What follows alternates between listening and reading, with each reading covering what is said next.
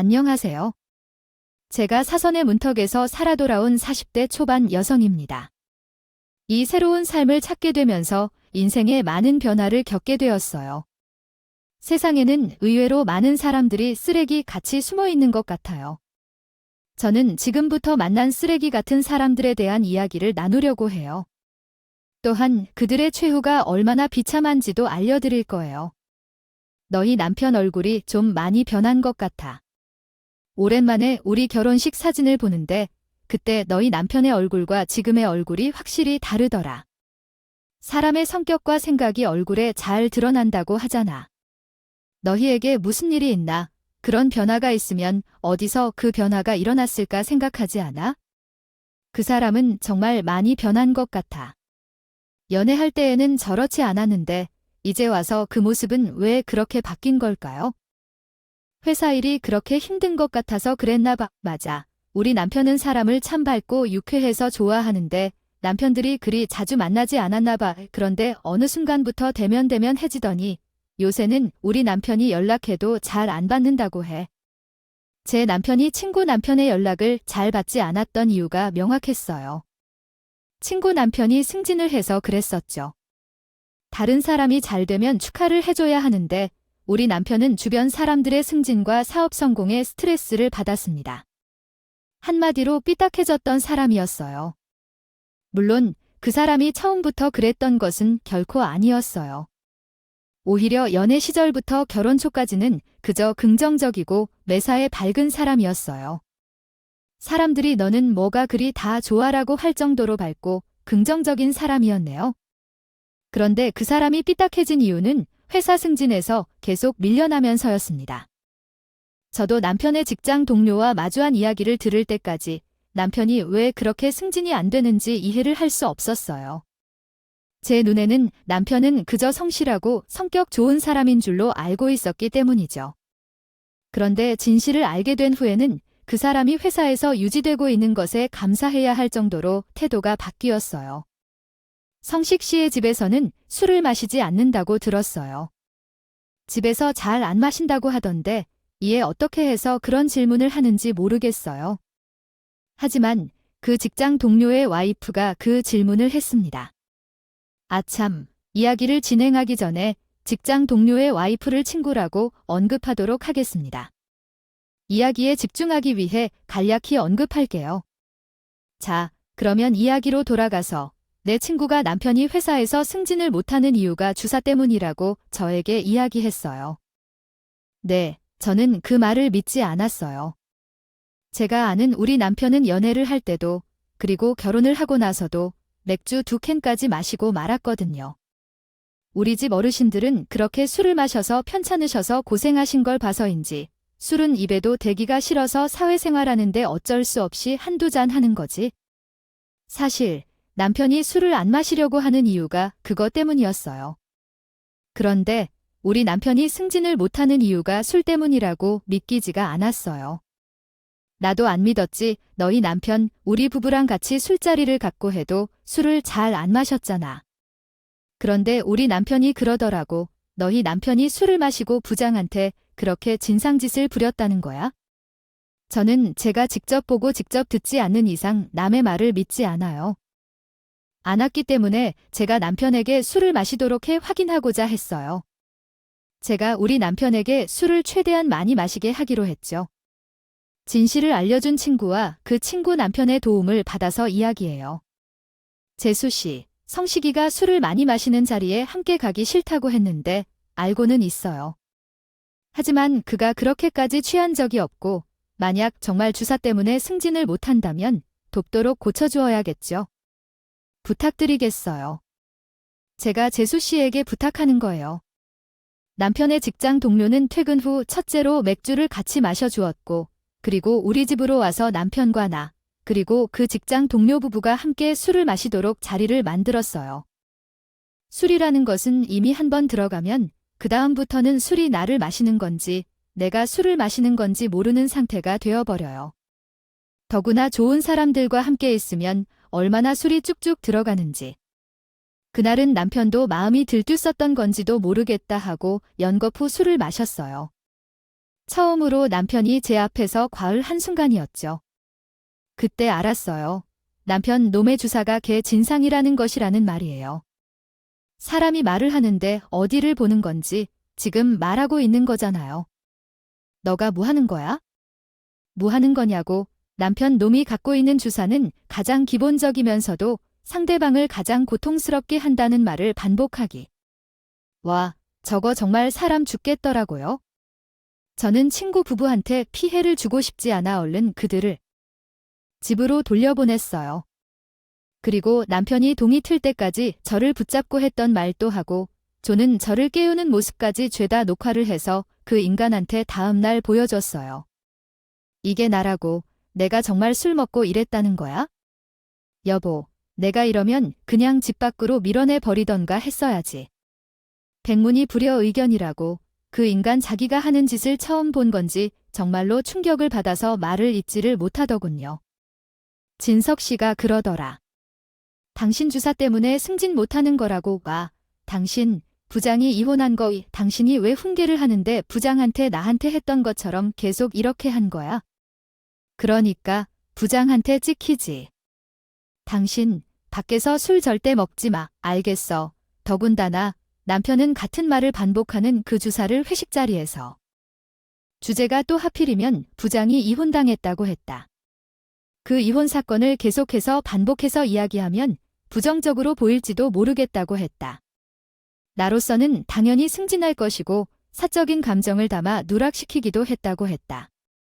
솔직히 그렇게 하니까 남편도 그 영상을 보면서 자신의 행동에 충격을 받았던 것 같았다.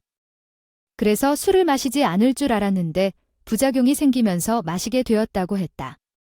당연히 그 충격으로 인해 교정을 받고 바로잡을 줄 알았지만 남편이 주사를 들킨 이후로 망아지처럼 술을 계속 마시기 시작했다고 했다. 술 좀 그만 마셔. 그러다 진짜 문제 생기면 어떡할 거니? 이제 승이든 뭐든 다 포기했어.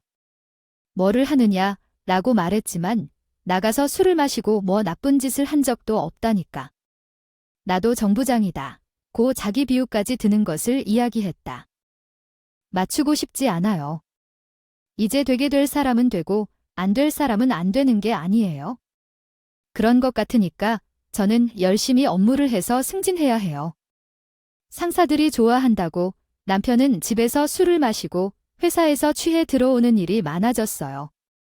누가 봐도 남편의 승진은 이미 지나간 일이었어요. 다행히도 제가 빨리 승진했기 때문에 아이들을 키우고 가정을 돌보는 데는 문제가 없었습니다.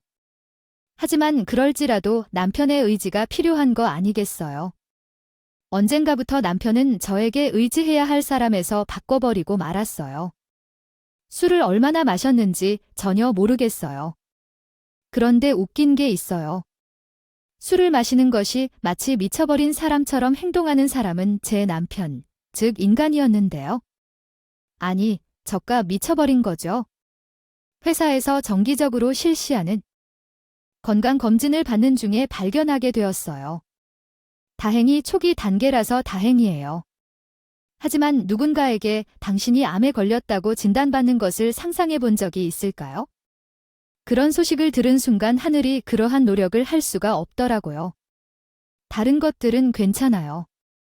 수술을 받으면 치유될 거고, 그러나 우리 소라에게 너무 걱정이 돼요. 우리 소라에게는 엄마의 아픈 모습을 보여주고 싶지 않아요. 게다가 소라 아빠가 최근에 하는 행동을 보면 내가 아파도 소라에게 관심을 잘 주지 않을 것 같고 무자식이 상팔자라는 말이 떠올라요. 내 몸이 아파도 아이를 걱정하게 된 것 같아요. 지금 어린 딸아이가 유치원에 입학했는데 그 어린아이에게 내가 아프다는 사실이 상처가 될까 봐 정말 여러 가지 복합적인 생각이 들어요. 저도 누군가의 자식이자 친정 부모님 역시 제가 간이식을 해야 한다는 사실에 슬퍼하셨습니다. 남편도 슬퍼하고 제게 미안해하는 걸 보는데 그래도 우리가 부부는 맞는 것 같구나 하는 생각이 그중에 들더라고요. 그래도 내가 어디 다른 데로 전이되어 있는 상황도 아니었고 간이식을 받으면 깔끔하게 낫을 수 있다니까 너무 걱정하지 마세요. 아, 나 괜찮아. 엄마 왜 올라고 그래요? 요즘 의학기술이 좀 좋아? 걱정하지 마세요. 그냥 수술만 잘 받으면 되는 일이에요. 간 이식만 빠르게 받게 된다면 문제될 것이 없다면서 한심시키는 저를 보면서 온 가족이 제게 간 이식을 해주겠다며 당장 병원으로 가자고 했어요. 간 이식을 할 수 있는지 없는지에 대한 적합성 검사를 시행했고, 당연히 우리 딸아이는 너무 어려워서 안 되는 상황이었고, 저 역시도 어린 딸의 간을 받고 싶지 않았어요. 우리 부모님도 간 이식 부적합 판정을 받으셨죠. 그리고 마지막으로 남편이었던 사람도 안 맞았어요. 가족들 앞에서는 걱정하지 말라고 했지만 가족들 중 아무도 간 이식이 맞지 않아서 순간적으로 온몸에 피가 쫙 빠져나가는 기분이었어요. 그 과정에서 청천벽력 같은 소리를 들었죠. 간 이식 검사를 받으면서 제가 재검을 했는데 극초기가 아닌 초기에서 중기로 넘어가는 단계일지도 모른다는 말이었어요. 그 말을 듣자마자 울음을 터뜨린 사람은 제가 아닌 남편이었지만 내가 당신에게 못난 모습만 보였어요. 당신을 아프게 한 것 같아 아파야 할 사람은 난데 왜 당신이 아프냐고 그러는지 이해할 수 없었어요. 남편은 그 자리를 박차고 뛰쳐나갔어요. 저도 제 상황이 마음이 아프면서 남편을 붙잡으러 갈 힘이 없었어요. 어머니, 그분이 아직도 연락이 안 되네요. 혹시 다시 연락이 오면 제게 문자 한 통만 남겨주실래요? 네, 부탁드릴게요. 어머니, 엄마, 아빠는 왜 아직 오지 않았을까요?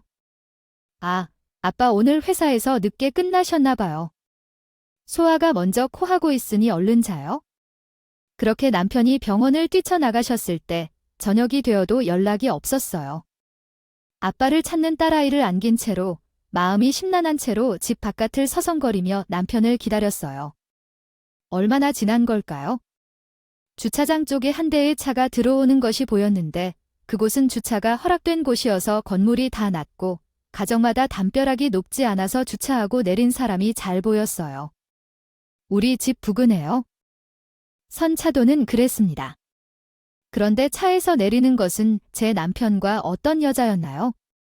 애써서 남편의 직장 동료나 친구이기를 생각했습니다.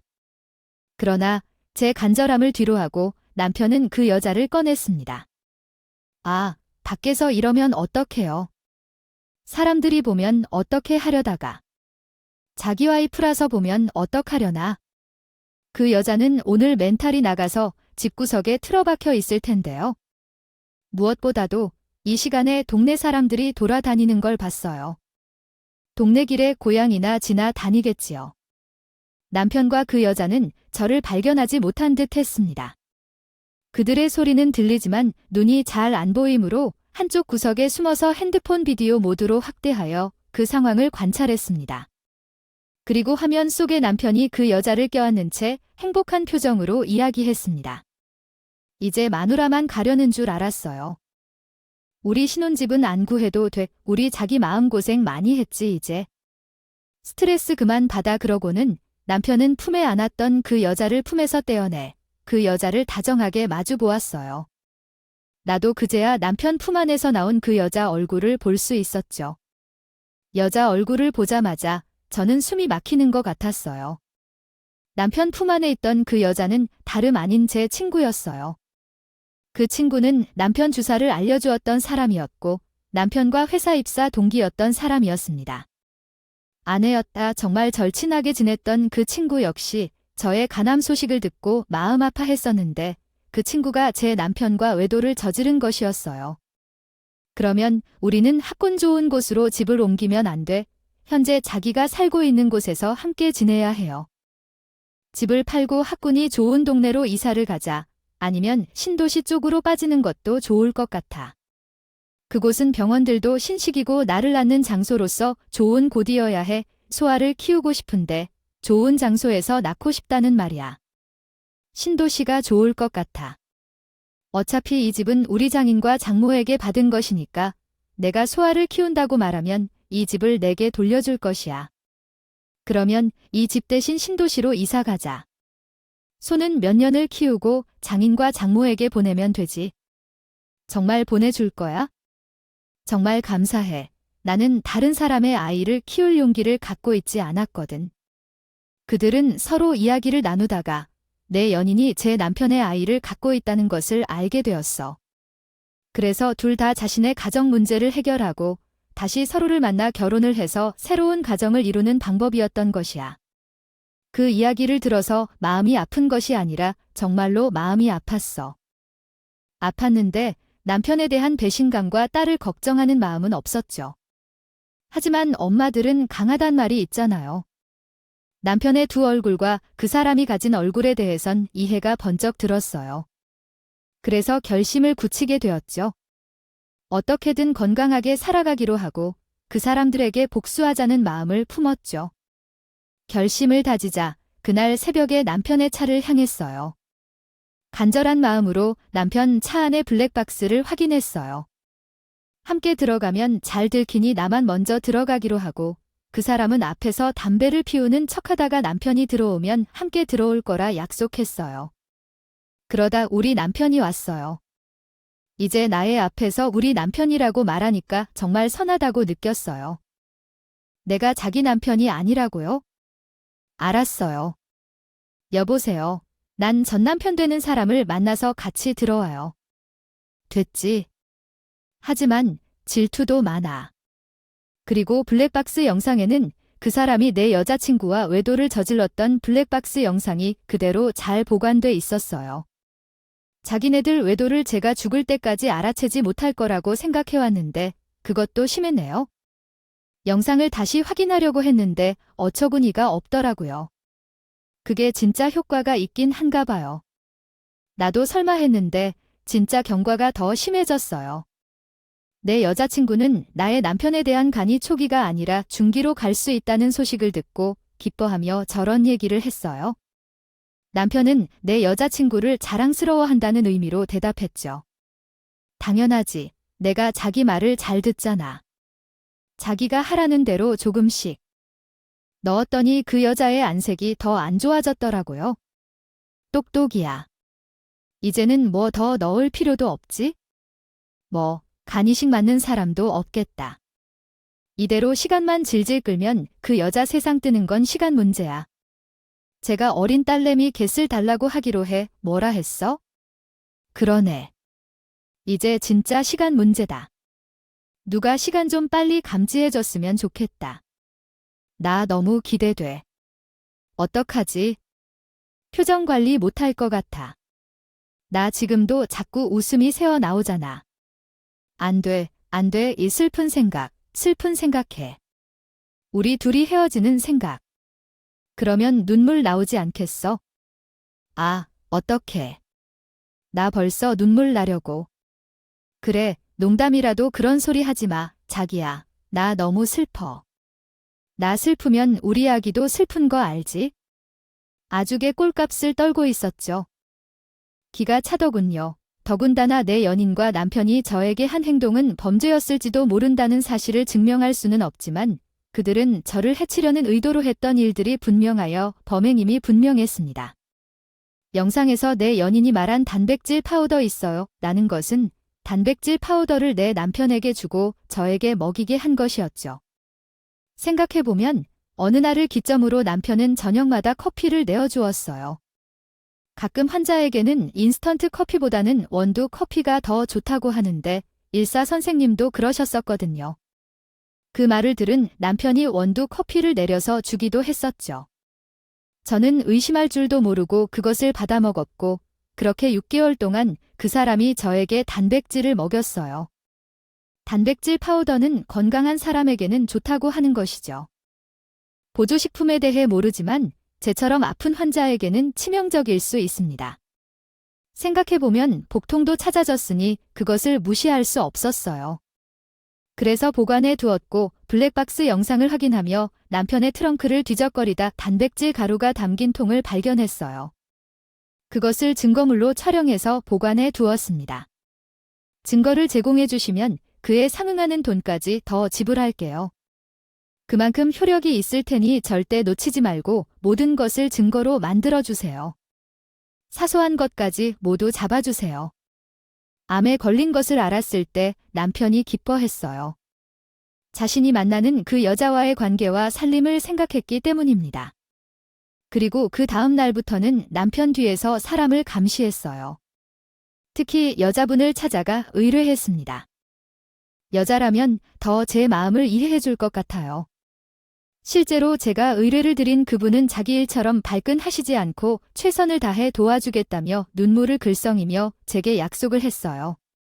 그 다음 스텝으로 제게 간이식을 해줄 사람을 구하기 위해 사방팔방 뛰어다녔어요.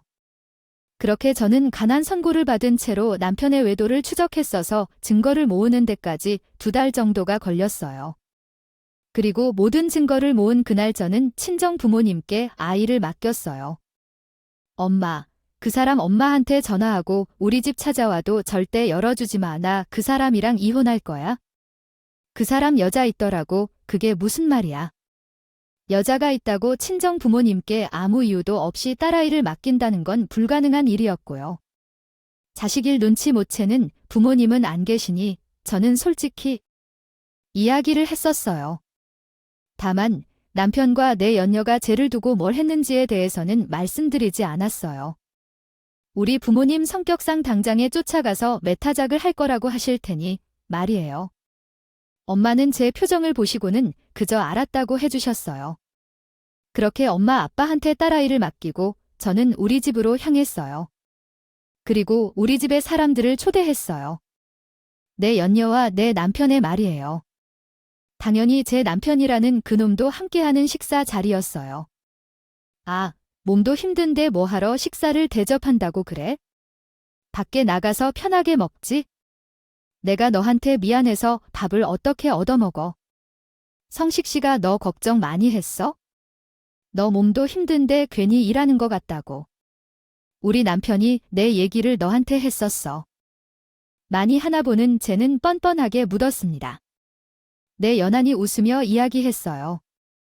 제가 무심하게 툭 던진 말에 그녀는 전곡을 찔리는 듯 했습니다. 그 순간 그녀는 멈추었고 쟤는 다시 환하게 웃었습니다. 아유, 요즘 기술이 얼마나 좋아졌는데. 암을 가지고 우울해할 필요 있겠느냐, 너스레를 떨었어요.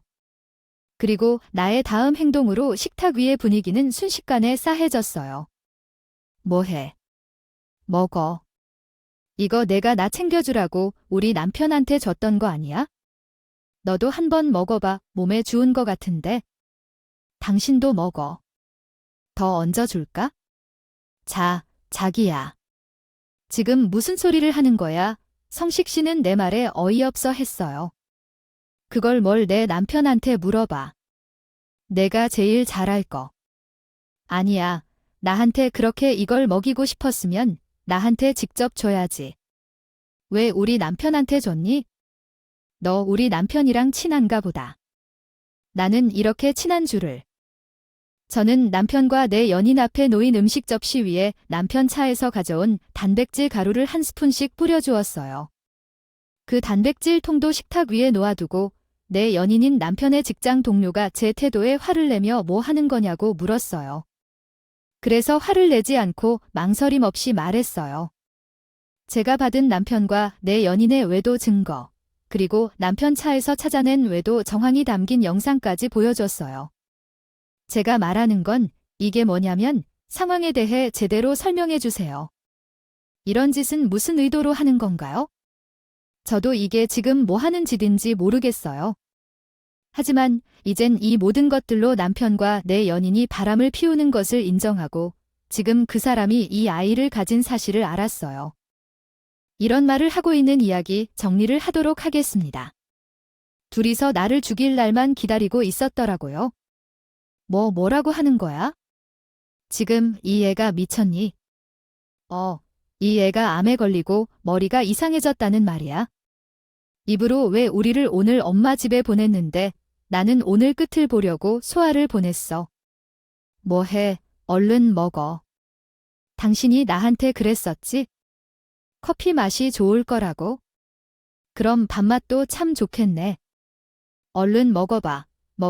먹으라고 먹다시피 남편이랑 내 연인 주둥이에 각각 한 숟가락씩 단백질 가루를 넣었어요. 내 연인은 얼굴에 단백질 가루가 범벅이 되어 벙찐 채로 앉아 있었고 제 남편도 마찬가지로 단백질 가루로 범벅이 되어 몸이 마려운 개처럼 안절부절 못하고 있었어요. 내 연인의 남편은 제가 보여준 증거를 하나하나 보더니 내 연인 이야기를 다 버렸어요. 이 아이야, 너. 미친 거야. 임신한 여자를 그렇게 모욕하면 어떡해? 쓰레기 같은 말은 자식에 대한 욕설은 맞지 않아. 너희가 내 부인과 사이 좋다는 걸 놀려대니까 너희들이 아이를 갖고 있던 거야?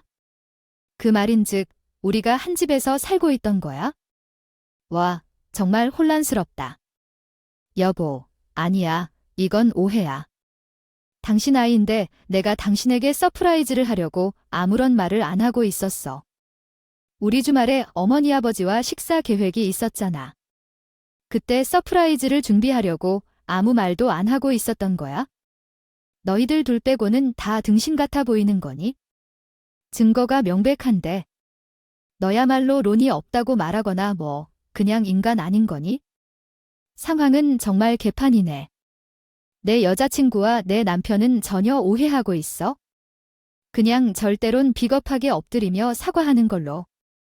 자기네들이 생각해봐도 자기네들 주둥이에서 나오는 말들이 앞뒤가 하나도 맞지 않아서 어쩔 수 없겠구나 싶었겠지요. 그것들은 뭐 제발 좀 봐달라 느니 아주 난리도 아니었어요. 저는 사람 같지도 않은 그 잡놈들을 냉소적으로 이야기했어요. 일부러 한 게 아니라 그것들을 보는데 사람같이 보이지 않았거든요. 사람이 죽을 병 받고 나니까 눈에 베이질 않더라. 그래서 내가 너네들 둘이 한 짓, 니년 회사 그리고 당신 회사에 그대로 퍼뜨렸어. 앞으로 어떻게 될까? 오늘은 주말이라 아직 사람들이 확인 못했을 테고 내일 난리가 나겠네. 승진 못하고 빌빌거릴 바에 그냥 잘리고 다른 회사 가는 게 나을 수도 있겠다. 아, 그런데 범죄자를 받아주려나. 너네들 두 연놈들 경찰에도 신고 넣을 거거든. 내일 이혼 소장을 받으러 가는 김에 경찰서도 들리려고 제가 그쪽에 이야기를 하자 나한테는 남편이 함께 가겠다고 하더군요. 저는 그런 걸로 하라고 했어요. 함께 가요. 가시는 김에 제가 유능한 전문 변호사를 소개해 드릴게요. 남편이라는 놈이 와이프 암에 걸렸다며 바람 피어서 이혼하려 한다는데 나는 단박에 도와주겠다고 하더라고요. 잘 됐네요. 함께 가시죠.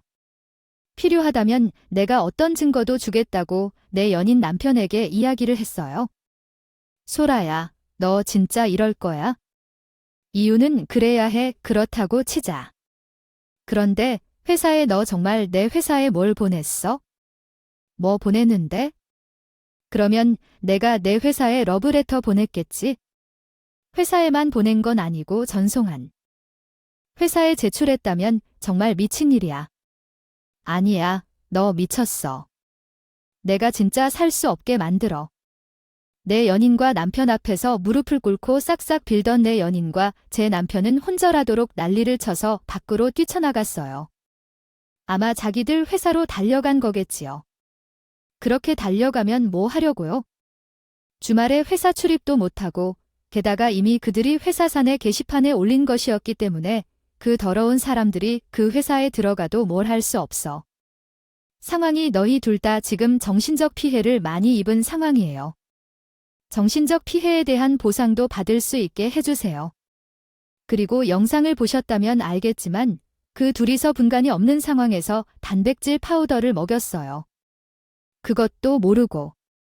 그것도 중범죄로 간주될 수 있어요.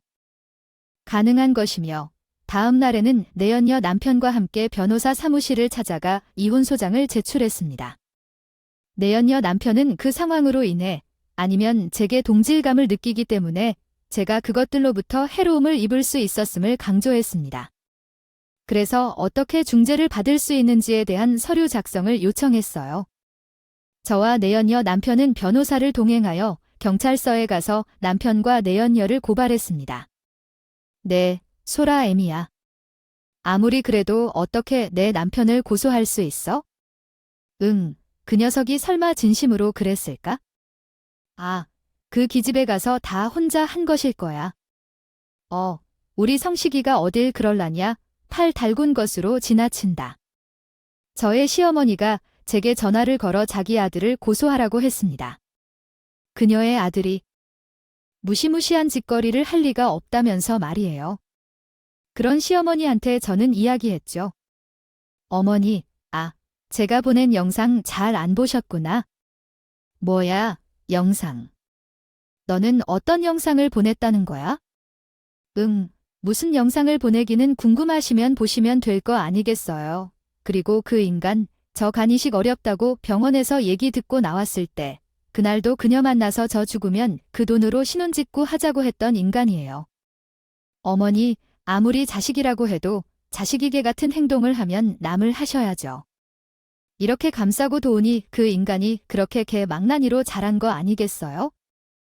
얘야, 소라야, 너 정말 이럴 거야? 네, 이럴 거예요. 그러니까 어머니도 어머니 하시는 대로 계속 그렇게 어머니 개 같은 아들 감싸고 도시든? 알겠습니다. 잠시만요. 아래와 같이 수정해 보겠습니다. 제가 할 말을 하고는 전화를 끊었습니다. 그 후 시부모는 물론 시댁 친척들까지 제게 지지 않는 연락을 해왔어요. 고소 같은 일을 조치해 달라면서 이야기하고 있어요. 가족으로 살아온 세월이 얼마나 된다는데 그렇게 원하신다면 당장 저를 파렴치하고 눈물조차 없는 인간으로 여기는 건지 물어본 것입니다. 그러자 그쪽 아들내미는 얼마나 인간적인 자식인지 말란 와이프 두고 불륜을 했다고 합니다. 그 후 제가 그 인간들과는 일철 상대하지 않았고 내 연인이자 남편이었던 그 사람은 당연하다고 생각해서 회사에서 해고되었습니다. 내가 너한테 무엇을 잘못했나? 내가 너를 어떻게 세상으로 보내버렸나? 그리고 솔직히 말해 너는 내 덕에 보험금을 받을 수 있게 된 건데 무슨 문제가 있어? 라고 덧붙였습니다.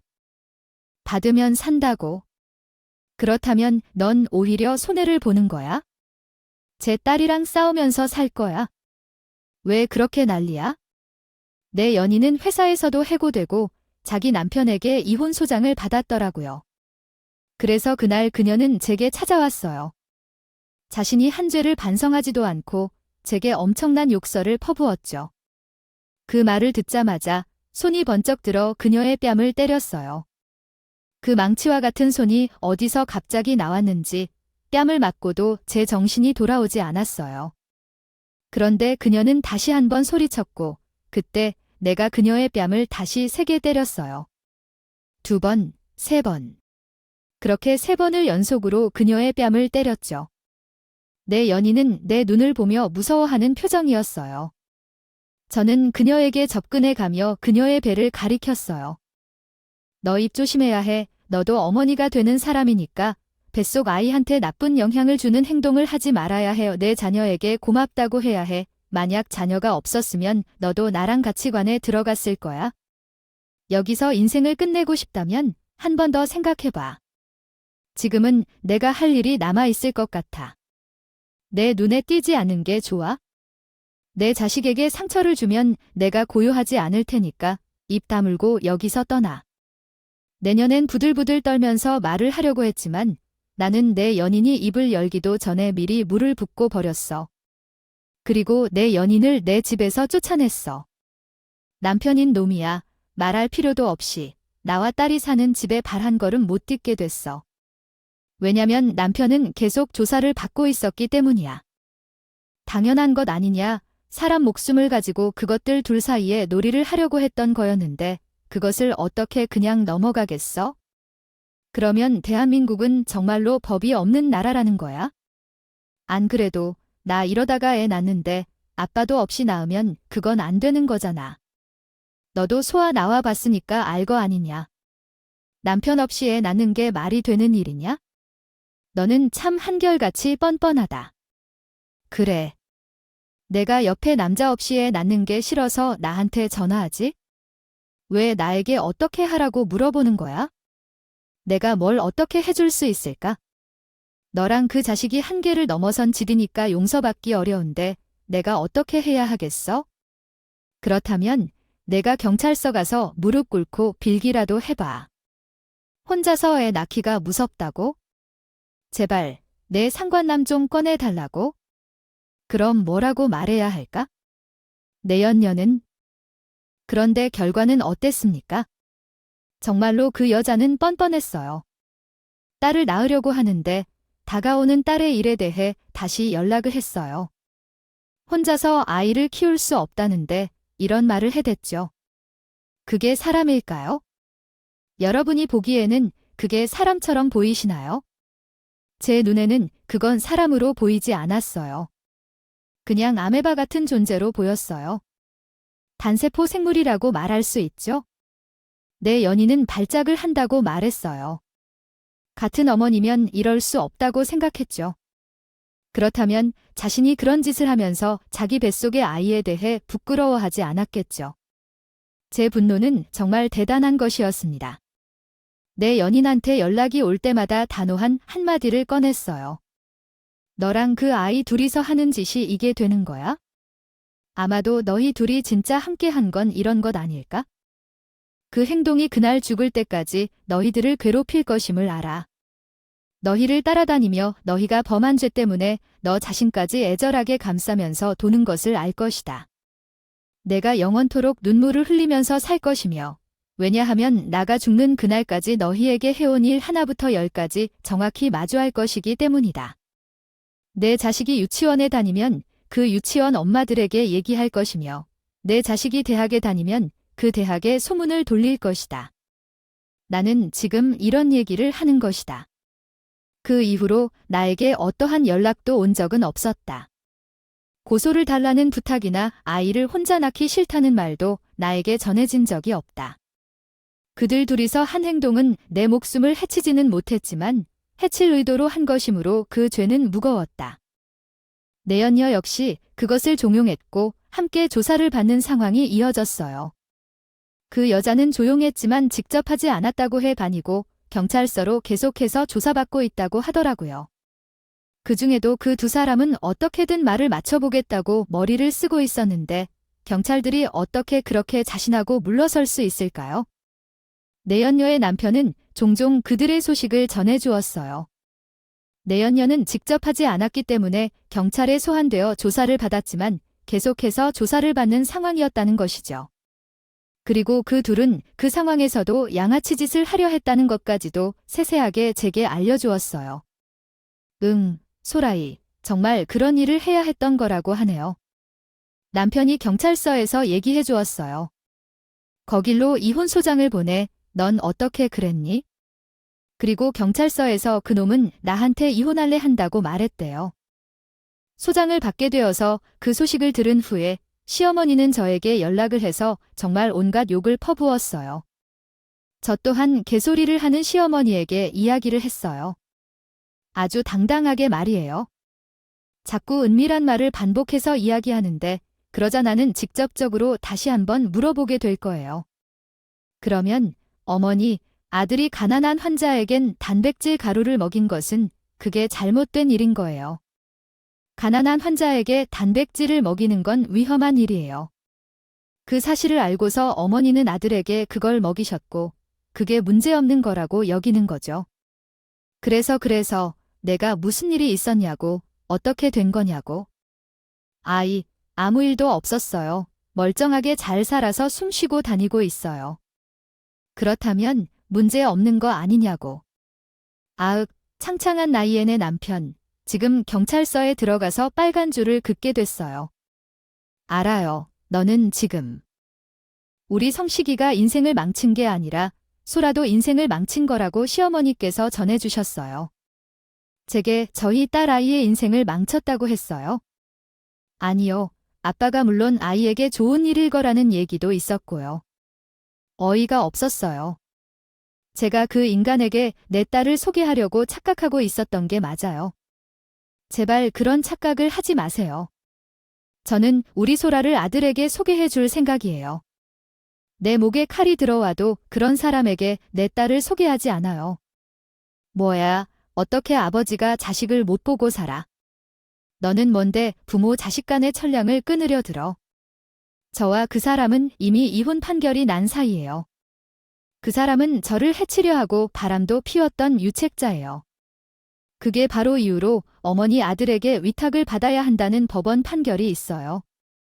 내려졌다고, 그리고 그런 인간 밑에서 아이를 키우면 안 된다고 당연히 우리 소라를 양육하는 권리도 그 갖고 가라고 저한테 주셨어요. 그 인간이 가져갈 수 있는 재산이 있을 것 같아요. 지불도 없다고요. 생판 모르는 남들이 봐도 어머니 아들이 한 짓이 개 막 나는 짓이라고. 아시겠어요? 당연한 결과였죠. 남편은 자기가 저지른 죄값에 대한 이혼의 대가를 제대로 치른 셈이었어요. 그중에서 시어머니는 사람한테 참 정이 뚝뚝 떨어지더군요. 삐뚤어진 모정 아닌가요? 아무리 내 새끼라고 해도 내 새끼가 다른 사람을 해치려 했는데 그걸 저보고 이해하라고 하니까 그 인간이 누구를 닮아 그렇게 미친 짓을 했는가 했더니 시어머니와 저런 설전을 통해서 깨달았죠. 콩 심은 데 콩 나고 팥 심은 데 팥 난다고 시부모라는 것이라고요. 사람들이 그 모습을 보니 남편이 그런 일을 할 수 있었구나라는 생각이 들었어요. 남편과 내 연인에게 복수를 하고 끝냈지만 제게는 한 가지 더 남아 있었어요. 해결해야 할 일이라고 말이에요. 엄마, 그러면 언제 오세요? 왜 할머니가 엄마가 병원에서 자야 한다고 했어? 몸에 나쁜 세균이 있어서 그걸 없애고 와야 한다고. 그게 아픈 거야? 아니, 하나도 아픈 게 아니야. 소라야, 충치 때문에 치과에 간 적이 있었지? 소라가 양치질을 잘 안 해서 충치가 생겨서 치과에 갔었잖아. 엄마도 몸을 잘 안 챙겨서 세균이 생겼어. 그래서 의사 선생님이 세균을 없애러 오라고 해서 가는 거야? 엄마, 하나도 안 아파. 제가 해결해야 할 일은 제 건강과 저의 건강을 다시 되찾는 일이었어요. 사방팔방을 둘러보고 있었어요. 요청하신 대로 문장을 다시 작성하겠습니다. 요청한 덕분에 하늘이 저에게 선물을 주셨어요. 제가 기다렸던 간식을 받게 되었죠. 저는 딸에게 이번에 수술을 받는 동안 이해하기 쉽게 설명해 주었어요. 아이에게는 제 몸에 세균맨이 있어서 세균맨이 싸우러 온다고 거짓말을 했죠. 이 정도 선의의 거짓말은 아이에게 해도 괜찮을 것 같아요. 그래서 저는 간이식 수술을 받게 되었어요. 수술 전에 나라의 얼굴을 한 번 더 보고 싶다는 욕구가 강했어요. 혹시라도 우리 아이를 보지 못하게 된다면 어떡하나 두렵기도 했죠. 그러나 수술은 잘 끝났고 걱정하지 않아도 돼. 단지 몸을 회복하는 데 집중해야 해. 소아가 오늘 소풍을 가는 것에 엄청 기뻤는데 돌아오면 엄마를 보러 오겠다고 해서 그러라고 했어요. 그래서 너도 그때까지 몸을 많이 회복해야 해. 고마워요, 엄마. 엄마가 딸 때문에 고생을 많이 했네. 얘야, 너는 엄마를 서운하게 할 말 하려고 해? 내가 소중심으로 나를 대하는 것처럼 너도 마찬가지야. 내 새끼가 이렇게 있는데 당연히 나도 해야지. 친정 부모님은 저를 대신하여 딸아이를 정말 잘 돌봐주셨어요. 친정 아버지는 제 딸아이에게 아빠 역할을 해주셨고 엄마는 저에게도 엄마 역할을, 제 딸에게도 엄마 역할을 해주었어요. 저는 사랑하는 제 가족들을 위해서라도 이를 악물고 건강을 회복하기로 마음먹었어요. 한 가지 더, 저에게 간을 이식해주신 분의 신원은 알 수 없었기에 그 이상의 감사를 표현하지 못했지만 그분께 감사의 표시를 하는 것 역시 제가 이전보다 더 건강하게 사는 것이라고 확신했어요. 저는요. 여러분과 나를 위해 건강해져야만 했어요. 무턱대고 빼박이려고 하면 몸이 그만큼 응답해 주더군요. 현재 상태가 정말 좋아요. 앞으로도 이렇게 몸을 관리하고 정기적으로 검사를 받아주시면서 추적 검사를 하면 되니까 계속 이대로 잘 부탁드려요. 지금까지 정말 수고 많으셨습니다. 아, 선생님 정말 감사합니다. 정말 감사해요. 선생님 덕분이라고요. 우리 딸도 정말 감사해하고 있어요. 아니, 제가 뭘 했나요? 환자분께서 정말 잘 따라와 주셨어요. 다들 놀랄 만큼 의지도 대단하셨고 앞으로는 좋은 일만 있을 테니 이제는 웃으며 살아주세요. 소라도 건강하게 잘 지내렴. 알겠어. 소라도가 엄마와 함께 건강해질 거야. 제가 건강을 회복했으니 오랜만에 딸이랑 친정 부모님과 같이 여행을 다시 떠날 수 있게 돼서 기쁘게 생각합니다. 병원에서 수술 후 경과가 매우 좋다며 회복만 잘하면 된다고 했으니 앞으로는 이전과는 다른 방식으로 더 열심히 사는 것이 좋겠죠. 주기적으로 병원을 방문해 건강을 유지하고자 합니다. 건강한 마음도 중요하다고 생각해요. 또한 상간녀의 남편으로부터 상간녀의 소식을 들었는데 아이를 출산한 상간녀가 아이를 출산한 직후에 벌을 받으러 갔다는 이야기를 들었습니다. 이전 남편과 마찬가지로 자신의 행동에 대한 책임을 지는 것이라고 생각합니다. 법원 판결을 통해 알게 된 것은 죄값이 생각보다 적게 나와 아쉬웠습니다. 실은 그곳에서 평생 살았으면 하는 마음이었지만요. 또한 상간녀가 낳은 아이는 상간녀의 엄마가 돌보고 있다는 소식을 들었습니다. 그들이 사회로 복귀했을 때 그 믿음과 사랑이 계속 유지될지 궁금합니다. 영원할까 제가 생각했을 때 그냥 불장난이었던 것 같아요. 원래 그런 불장난은 금방 사그러 있기 마련이잖아요. 건강이 잘 회복되어 가고 있으니 다행입니다. 이제 소라 어머니도 과거를 빨리 뒤로 하고 새 출발을 하셨으면 합니다. 네, 감사합니다. 잘 지내시고 건강하세요? 이 전화로 상간녀의 남편이었던 그 사람과는 연락을 하고 있지 않아요. 전 남편이 출소하면 또 어떤 상황이 벌어질지 모르겠지만 지금은 마냥 행복합니다. 이 노력과 인내의 시간으로 이렇게 제 나라이 그리고 우리 부모님, 제 친구들 곁에서 함께 살아갈 수 있게 되었음에 감사할 따름입니다. 오늘 제 이야기는 다시 삶을 살아갈 수 있다는 기분 좋은 소식으로 마무리할 것 같아요. 여러분도 제 이야기를 듣고 힘을 얻으시길 바랍니다. 희망을 갖고 계시길 바랍니다. 감사합니다.